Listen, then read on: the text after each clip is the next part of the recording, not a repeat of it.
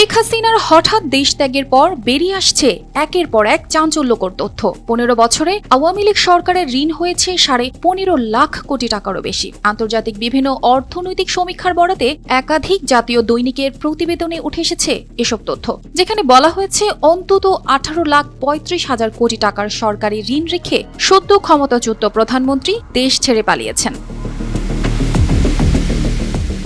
2009 সালে ক্ষমতা গ্রহণের সময় সরকারের ঋণ ছিল মাত্র 2,76,830 কোটি টাকা, কিন্তু বর্তমানে সরকারের ঋণ 18,35,000 কোটি টাকা।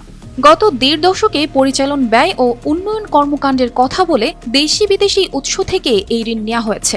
অর্থ মন্ত্রণালয়ের সূত্রে জানা যায়, এই সময়ে ব্যাংক খাত অবাধ লুণ্ঠনের শিকার হয়েছে। জনগণের লুণ্ঠিত অর্থ পাচার হয়েছে ইউরোপ, আমেরিকা সহ বিভিন্ন দেশে। বাংলাদেশ ব্যাংকের 4 ডেপুটি গভর্নরও স্বীকার করেছেন যে তারা চাকরি বাঁচানোর স্বার্থে অর্পিত দায়িত্ব পালনে ব্যর্থ হয়েছেন। দেশের ব্যাংক খাত থেকে নেয়া বেনামি ঋণ, পুনঃতফসিলকৃত ও অবলম্বনকৃত ঋণের পরিমাণ অন্তত 7 লাখ কোটি টাকা, যার বড় অংশই দেশ থেকে পাচার হয়ে গেছে। অর্থনীতিবিদরা বলছেন, উন্নয়নের দোহাই দিয়ে শেখ হাসিনা সরকার রাস্তা, ব্রিজ, মেট্রো রেলের মতো কিছু অবকাঠামো তৈরি ঠিকই করেছে, কিন্তু এর বিপরীতে অর্থনীতিকে দীর্ঘমেয়াদী পঙ্গু করে দিয়েছে। যুক্তরাষ্ট্রভিত্তিক গবেষণা প্রতিষ্ঠান গ্লোবাল ফাইন্যান্সিয়াল ইন্টিগ্রিটির তথ্য মতে, শেখ হাসিনার শাসনামলে দেশ থেকে অন্তত 149.20 বিলিয়ন ডলার পাচার হয়েছে, যা বাংলাদেশি মুদ্রায় অন্তত 17,60,000 কোটি টাকা।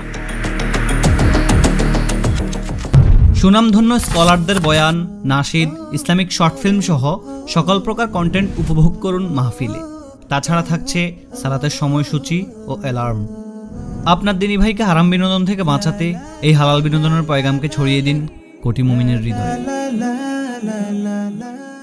সুইজারল্যান্ডের কেন্দ্রীয় ব্যাংক সুইস ন্যাশনাল ব্যাংকের তথ্যানুসারে 2011 সালে দেশটিতে বাংলাদেশিদের জমা অর্থের পরিমাণ ছিল 87,11,11,000 সুইস ফ্রাঙ্ক, যা 2023 সালের শেষে নেমে এসেছে 1,77,12,000 Swiss Frank.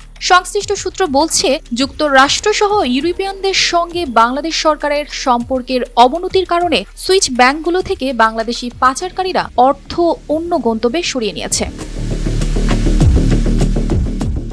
যুক্তরাষ্ট্রভিত্তিক centre for advance defence স্টাডিজের সংগৃহীত তথ্য বিশ্লেষণের ভিত্তিতে ইইউ ট্যাক্স অবজারভেটরি জানিয়েছে, তথ্য গোপন করে সংযুক্ত আরব আমিরাতের দুবাইয়ে প্রপার্টি কেনেন 459 Bangladeshi. Malaysia my second home কর্মসূচিতে অংশগ্রহণকারীদের তালিকাও 4র্থ অবস্থানে রয়েছে বাংলাদেশিরা।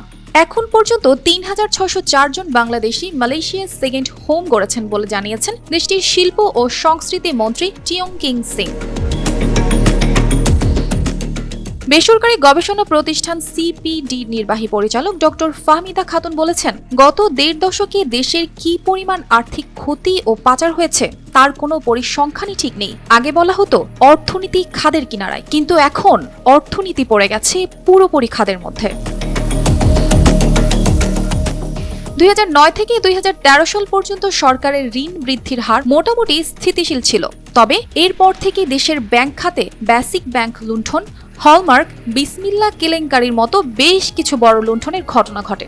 এত লুণ্ঠিত হওয়ার পর অবশেষে সাধারণ জনগণের ঘুম ভেঙেছে এবং জেগেই বিদায় করেছে এই ক্ষমতালোভী সরকারকে। এত সব চাঞ্চল্যকর ঘটনার পর দেশের ভবিষ্যৎ কেমন হবে তা নিয়ে প্রশ্ন থেকেই যায়। শেখ হাসিনার এই হঠাৎ প্রস্থান এবং দেশের অর্থনৈতিক পরিস্থিতি নিয়ে যে উদ্বেগ তৈরি হয়েছে তা কাটিয়ে উঠতে জনগণ কতটা প্রস্তুত, সেটাই এখন দেখার বিষয়।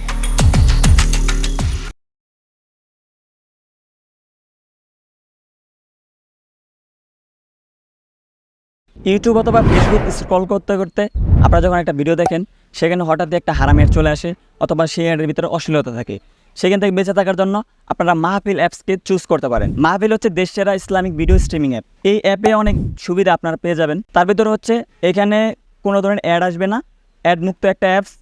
এই অ্যাপসের ভিতরে আপনারা হালাল ভিডিও পাবেন, ইসলামিক ভিডিও পাবেন। এই মাহফিল অ্যাপসে আপনারা নিজেদের চোখকে হেফাজত করতে পারবেন, নিজেদের ইমানকে হেফাজত করতে পারবেন। এরকম সুন্দর একটি প্ল্যাটফর্ম তৈরি করে দেওয়ার জন্য মাহফিলকে অসংখ্য ধন্যবাদ। আপনারা এই অ্যাপসটি প্লে স্টোরে গিয়ে মাহফিল লিখে সার্চ করলে পেয়ে যাবেন, আর অবশ্যই ইনস্টল করে নেবেন।